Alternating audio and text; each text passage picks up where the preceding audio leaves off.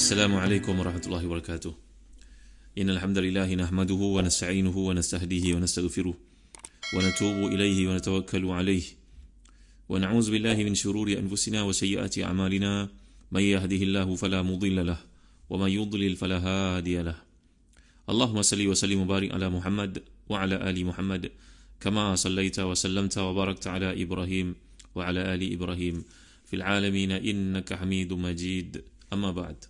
Muslim-muslimat rahmati dan dikasihi sekalian, muka pada jilid yang keempat, Tafsir Ibn Katsir, muka surat 552.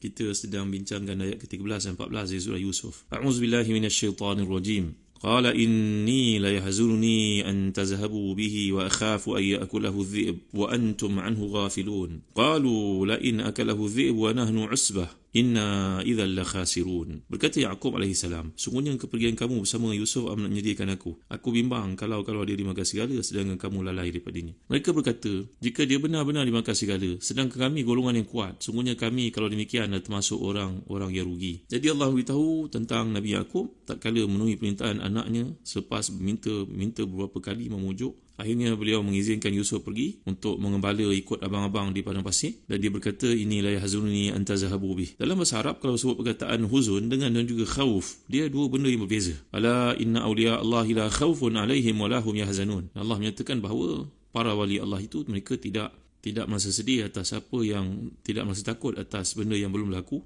dan tidak merasa sedih terhadap apa yang telah pun menimpa.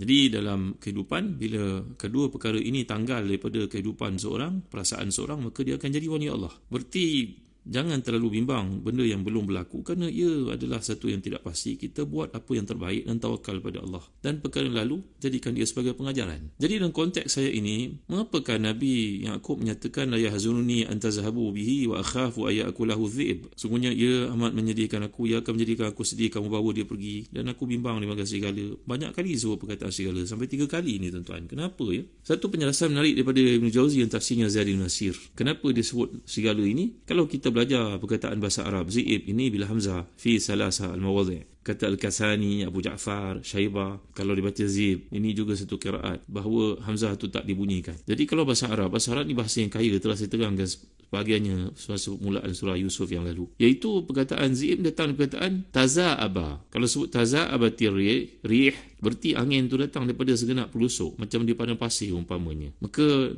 Zib ini sikapnya, binatang ni menyerang secara berkelompok. Kenapa sampai 3 kali diulang perkataan Zib ini? Wallahu a'lam. Kata Imam Ibn Jauzi yang tafsirnya bahawa mungkin disebabkan 3 perkara. Yang pertama, Nabi Yaqub ni telah bermimpi. Anak mimpi melihat bulan, matahari dan bintang-bintang itu, tapi Nabi Yaqub melihat pula dalam mimpinya datang serigala untuk menyerang Yusuf. Waqad anjahullah binafsih. Tapi Yusuf ini berjaya melepaskan dirinya daripada serangan serigala itu dengan kemampuan diri sendiri. Dilihat dalam mimpi itu, dia tak mampu buat apa-apa. Ataupun yang kedua, memang benar-benar seperti kata Tahir Ibn Ashur yang telah saya huraikan dalam kuliah yang lalu, anna ardahum kanat kathirata zi'ab, bahawa di daerah tersebut memang terkenal pada zaman itu banyaknya serigala yang datang menyerang kambing, manusia dan sebagainya, tapi tidak sampai ke peringkat makan. Ini merupakan kata-kata Muqatil. Wasalith annahu khafahum alaihi fakanna bi dhikri dhib qalahul mawardi. Imam Mawardi yang menukar al-uyun bahawa sebenarnya yang dimaksudkan Zib ini adalah abang-abang itu sendiri. Sikapnya, perangainya telah dapat dilihat sendiri oleh Nabi Yaqub AS. Diperhatikan. Ini namanya universiti kehidupan lah tuan-tuan. Kita tak belajar dalam silibus kat mana-mana, tapi apa yang kita observe, maka ia mungkin memberi kepada kita satu panduan dalam kehidupan. Maka dia telah dapat membaca sikap, tabiat, perangai anak-anak yang 10 orang ini, begitu dengkinya dan kata-katanya terhadap Yusuf. Maka itu sudah menjadi satu ukuran untuk dia beranggapan abang-abang ni nanti akan jadi umpama serigala kepada Yusuf ketika ayah tidak hadir di hadapan mereka. Wallahu a'lam. Jadi telah kita huraikan dalam kuliah yang lalu bagaimana Nabi Yaqub AS melepaskan anaknya dengan penuh rasa kesedihan. Bahkan kalau kita baca dalam kitab kita tafsir, bahawa Yaqub ketika melepaskan Yusuf, contohnya ada disebut oleh Imam Ibn Katsir. Tuan-tuan memiliki tafsir Ibn Katsir ni satu investment memahami kalam Tuhan yang sangat utama tuan-tuan. Bacalah tafsir Ibn Katsir tuan-tuan. Tuan-tuan akan merasai keimanan padanya. Tuan-tuan akan kenal Allah lebih hampir, lebih dekat. Kerana tidak memadai kita baca terjemahan saja, bacalah tafsir. Ambillah peluang, bacakan kepada anak-anak, kepada isteri, kepada keluarga, kepada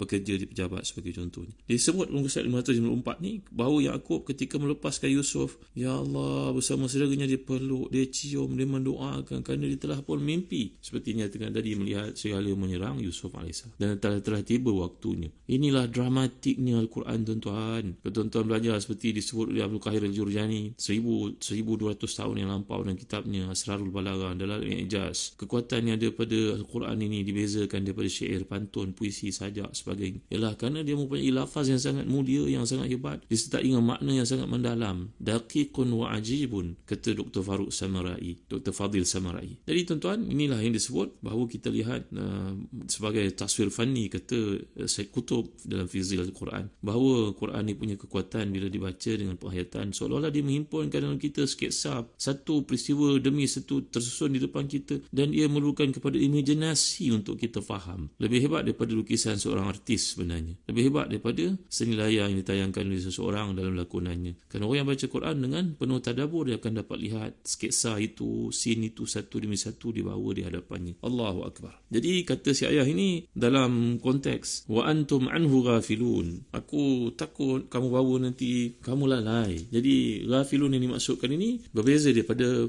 ayat yang awal dahulu yang kita sebut tentang Nabi SAW. Jadi ghafilun di sini adalah sifat ghaflah yang padanya ada perkara yang disebut sebagai negatif di sini, iaitu ayah dah perhati kamu ni bukanlah orang yang cermat, kamu ni bukanlah orang yang berhati-hati. Banyak perkara, kalau kat rumah umpamanya seorang ayah tentulah perhatikan anaknya, bawa cimata duduk atas cimata, bawa telefon hilang entah ke mana, tinggal jatuh dalam bilik air. Jadi si ayah ni dapat tahu, dapat baca keadaan anak-anaknya, tentulah dia faham apa yang terdapat dalam minda anak-anaknya dan kelayan kecuaiannya. Jadi kamu ni memang tidak ada kualiti untuk menjadi pemimpin, menjaga si Yusuf, tapi kamu dah minta banyak kali, nanti ayah nampak macam tak sporting pula. Jadi mereka menjawab, la inakalahu dhi'bu wa nahnu usbah. Usbah ni telah saya terangkan kepada tuan-tuan, ni merujuk kepada bilangan yang kuat, ramai. Tak apalah kalau ayah tak peduli, ayah kata kami ni lalai leka, tapi kami ramai tahu. Seolah macam tu jawapan mereka. La inakalahu dhi'bu wa nahnu usbah. Kami ni jamaah. Kami kalau seorang lalai tentulah ada 9 orang lagi nampak. Begitu yang mereka maksudkan. Inna idzal la khasirun. Kalaulah kami tidak mengambil peranan untuk menjaga Yusuf ni, kami yang rugi, dia adik kami. Kata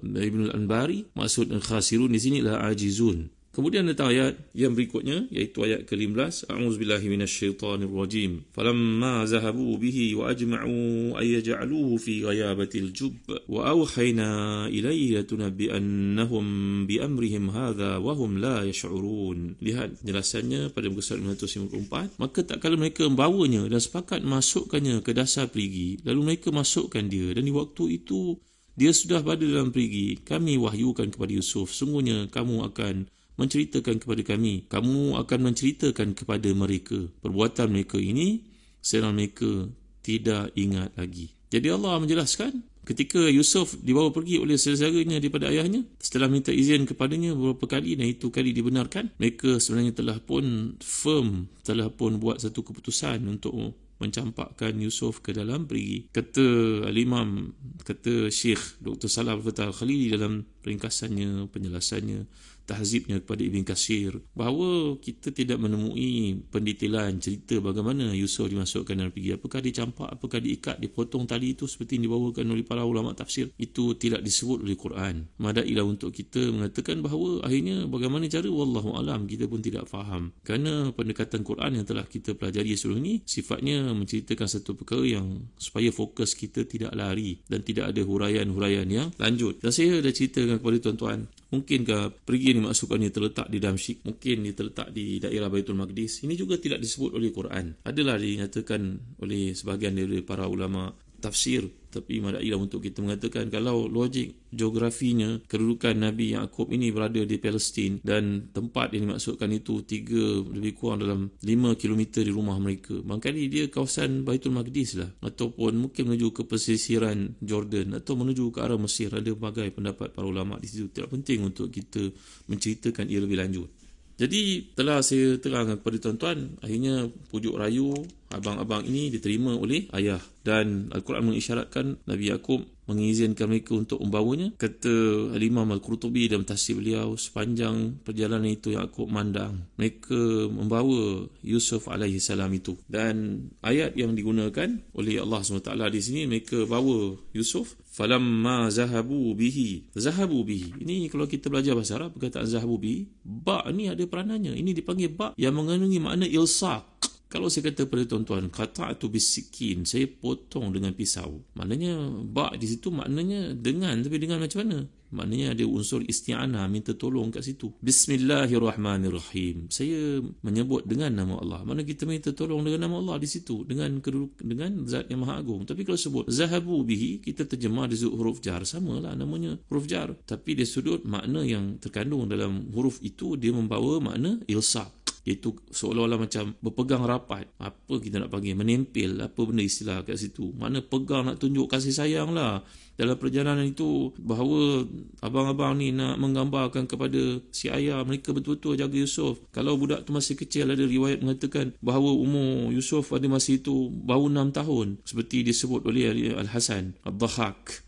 Ada yang mengatakan umurnya 12 tahun. Ada yang mengatakan umur Nabi Yusuf pada ketika itu 17 tahun. Ada yang mengatakan dia berumur 18 tahun. Tapi banyak pendapat yang merujuk kepada usianya lebih kurang 10 ataupun 12 tahun pada masa itu. Jadi masih kecil lagi. Kalau kita bayangkan anak kita pada usia itu masih lagi budak. Jadi sesuailah dengan ayat yang masukkan ni, zahabu bihi ilsaq. Maknanya abang-abang ni seolah macam peluk lah, macam dokong lah, pegang rapat-rapat, tunjuk pada si ayah ni kami main berat, Yusuf ni jangan ayah risau. Allahu Akbar. Subhanallah, Masya Allah, Tabaraka wa ta'ala. Indahnya bahasa Al-Quran, tuan-tuan. Al-Imam Al-Maturidi menceritakan, kankah kita dah bincang sebelum ini, Nabi Yaqub tahu, dan Allah telah jelaskan, wa kazalika yazabika rabbuka wa yu'allimuka min ta'wilil ahadith wa yutimmu ni'matahu 'alaika wa 'ala ali Yaqub. Ini ayat lalu kan, kita telah bincangkan bahawa dalam ayat yang ke-6 yang lalu, begitulah Allah telah memilih Yusuf ini dan mengajar kepadanya ta'wil ahadith yang telah kita terangkan, sama ada ilmu ataupun memahami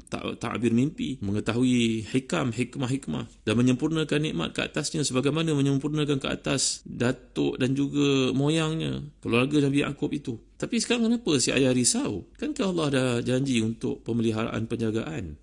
Di sini disebut, yuhtamal an yakuna ma dzukira asyaritil khauf annahu yakhaf mimma dzukir fayakun lahu ma qala min al-ijtiba' wa ta'limul ahadith fa itmam ni'mah alaihi. Ini adaklah, memang manusia dia mempunyai rasa takut, termasuk para nabi, ya, tak terkecuali. Macamlah Nabi Ibrahim AS, walaupun Allah telah menjanjikan bahawa bumi itu bumi yang penuh berkat, akan berlaku peribadatan kepada Allah SWT, tapi Nabi Ibrahim masih lagi berdoa kepada Allah SWT. Kita dapat lihat dalam surah Ibrahim ayat yang ke-35 sebagai contohnya. Apa kata Nabi Ibrahim yang Allah ikutkan? Rabbi ja'al hadzal balada aminan wajnubni wa baniya an na'budal asnam. Wahai Tuhan, jadikanlah bumi ini bumi yang penuh keamanan, dan peliharalah aku dan keturunan aku daripada menyembah berhala. Ya azan billah, takkan Nabi Ibrahim dengan anak-anaknya akan menyembah berhala, tuan-tuan. Tapi ini tentu ada perasaan takut bagi seorang beriman. Dalam hidup ini kita sentiasa ada khauf dan juga raja. Bukannya kita berharap sentiasa, kita mesti ada rasa takut. Jadi seperti yang dijelaskan oleh Al-Imam Al-Maturidi dalam tafsirnya, bahawa